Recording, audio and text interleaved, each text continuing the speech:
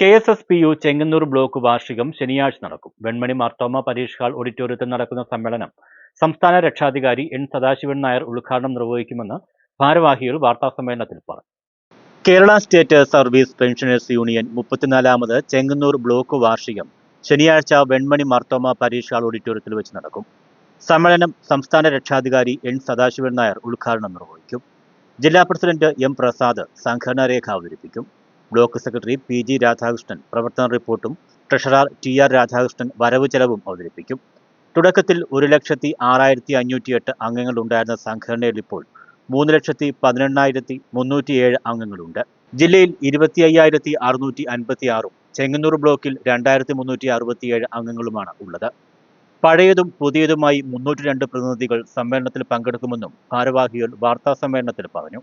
PG Radhakrishnan, TC Soman, VR Radhakrishna Pillai, D ചന്ദ്രൻ, PK Koshy എന്നിവർ വാർത്താസമ്മേളനത്തിൽ പങ്കെടുത്തു.